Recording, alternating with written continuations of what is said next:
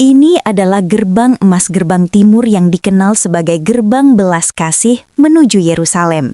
Seperti terlihat, gerbang ini telah lama tertutup rapat selama berabad-abad. Di Yerusalem, ada satu tempat di mana waktu seolah berhenti. Tempat itu tidak mencolok dan banyak orang melewatinya tanpa menyadari maknanya. Namun jika Anda berhenti sejenak dan merasakan keheningannya, ada sesuatu yang berbeda. Sebuah gerbang yang telah disegel hampir 500 tahun berdiri di tembok timur kota tua. Ia dikenal dengan berbagai nama. Gerbang Timur, Gerbang Emas, atau Gerbang Belas Kasih. Bagi sebagian orang itu hanya bangunan tua dari batu. Tetapi bagi mereka yang memahami nubuat, tempat ini sangat sakral. Tradisi Yahudi dan Kristen meyakini bahwa suatu hari Mesias akan masuk ke Yerusalem melalui gerbang ini dalam kemuliaan. Kini sesuatu yang tidak biasa mulai terjadi. Debu jatuh, batu bergeser, dan terdengar bisikan samar. Apakah ini sekadar kebetulan atau tanda bahwa gerbang belas kasih akan terbuka kembali? Jika iya, siapa yang akan datang? Keheningan terasa semakin dalam. Mengapa gerbang ini ditutup? Untuk memahaminya kita harus melihat ke masa lalu. Pada awal abad ke-16, Yerusalem berada di bawah kekuasaan Kekaisaran Ottoman. Itu adalah masa penuh ambisi dan kekuatan. Sultan Sulaiman yang dikenal sebagai Yang Agung karena proyek besarnya membangun kembali tembok kota. Namun satu keputusannya menonjol. Ia memerintahkan agar gerbang timur ditutup rapat. Tidak ada catatan resmi yang menjelaskan alasannya. Namun tradisi dan konteks saat itu memberi petunjuk yang lebih dalam. Pada masa itu, banyak orang percaya bahwa Mesias akan datang dari arah timur. Menurut ajaran Yahudi kuno, ia akan memasuki kota melalui gerbang ini. Maka gerbang itu disegel. Bahkan sebuah pemakaman Muslim ditempatkan tepat di depannya. Langkah ini tampaknya disengaja. Dalam hukum Yahudi, para imam atau kohanim tidak boleh memasuki area pemakaman karena akan menjadi najis secara ritual. Jika Mesias dianggap sebagai imam, ini menjadi penghalang simbolis. Ini adalah gambaran yang menyentuh. Sebuah gerbang yang diyakini sebagai jalan kedatangan Sang Mesias justru ditutup, sebuah upaya manusia menghadang janji ilahi. Namun sejarah menunjukkan usaha melawan kehendak Tuhan tidak pernah bertahan. Firaun mencoba, Babel mencoba, Roma pun mencoba. Tetapi nubuat terus berjalan dengan kepastian yang tenang.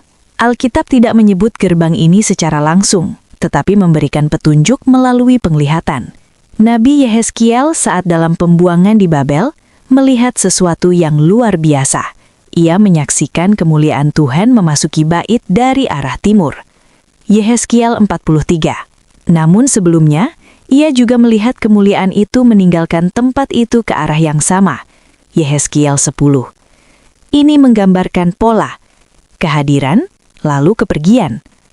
Berabad-abad kemudian, Yesus menuju Yerusalem menjelang Paskah.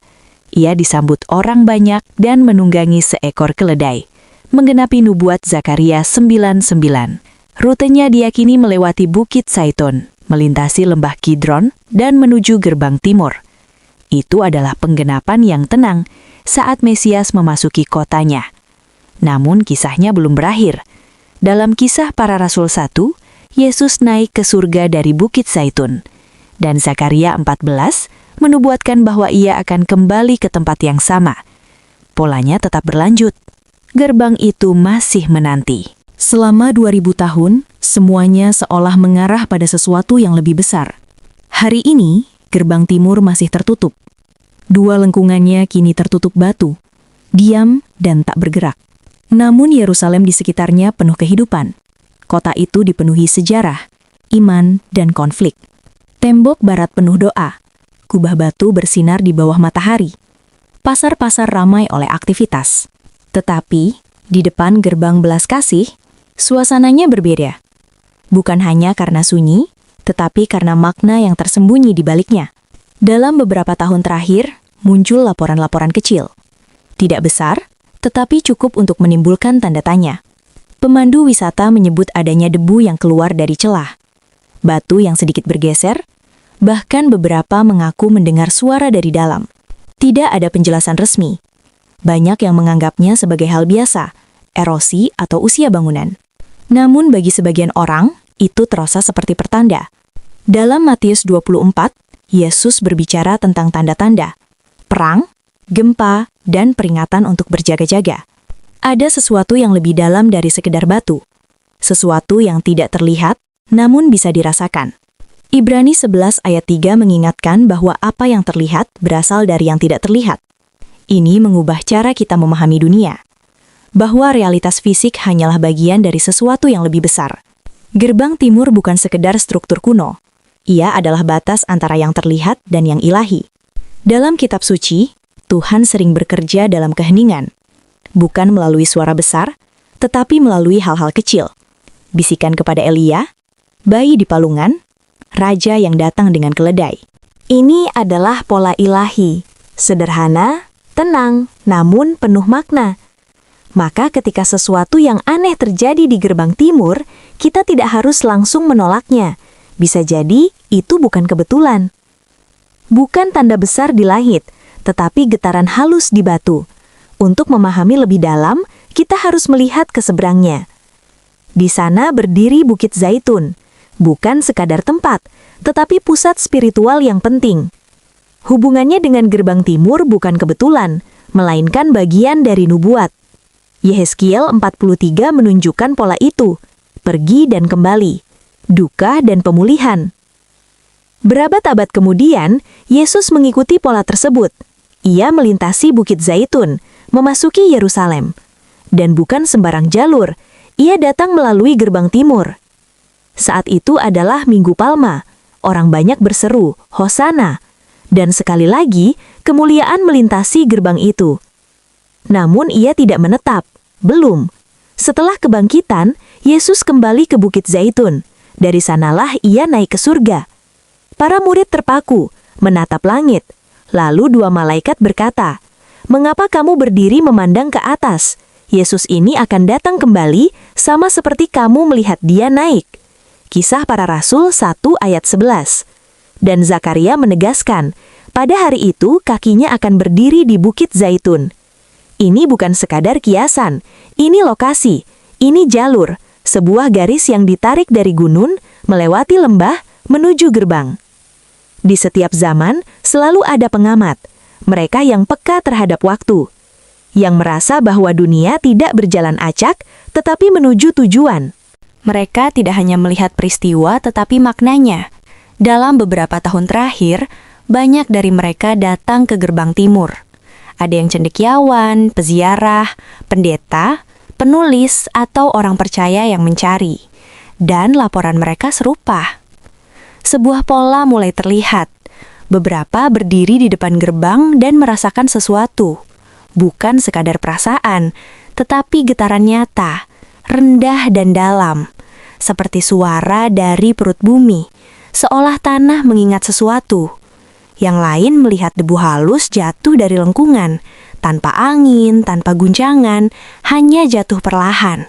Seakan gerbang itu mulai bangkit dari diamnya. Ada juga yang mengaku mendengar suara dari dalam, bukan suara manusia atau kendaraan, melainkan desahan pelan, tekanan dari balik batu. Ini bukan kisah tunggal, ini kesaksian yang berulang, dan mengingatkan pada gambaran Alkitab tentang penjaga di tembok. Yesaya 62 ayat 6 berkata, "Aku menempatkan penjaga di tembokmu Yerusalem. Mereka tidak akan diam siang dan malam." Penjaga tidak sekadar mencari tanda, tetapi memahami keselarasan. Sebuah kota yang tak tergantikan. Mengapa Yerusalem tetap penting? Yerusalem bukan hanya kota tua. Ia adalah pusat nubuat. Dalam Alkitab namanya disebut ratusan kali, dari Abraham hingga Wahyu. Mazmur 122 bukan sekadar ajakan, tetapi perintah. Berdoalah bagi damai Yerusalem. Mengapa? Karena kota ini adalah titik pertemuan antara surga dan bumi. Disinilah bait suci berdiri, para nabi berseru. Disinilah Yesus berjalan, mengajar, dan menangis. Dalam Lukas 19:42, ia berkata, "Seandainya engkau mengetahui apa yang membawa damai bagimu, tetapi sekarang tersembunyi dari matamu." Peringatan itu masih relevan. Dunia bergerak cepat dalam kebingungan. Namun Yerusalem tetap berdiri, kokoh, pusat, dan kudus. Apakah kita mendekati kunjungan ilahi berikutnya? Dan sekali lagi, banyak yang tidak menyadarinya. Jika kota ini menjadi pusat kedatangan pertama, mungkinkah ia juga berperan dalam kedatangan kedua? Jam kenabian terus berjalan. Sebuah gerbang, sebuah bangsa, dan pohon ara. Dalam Matius 24, Yesus berbicara tentang pohon ara. Bukan sekedar tanaman, tetapi simbol. Banyak yang menafsirkan pohon ara sebagai Israel.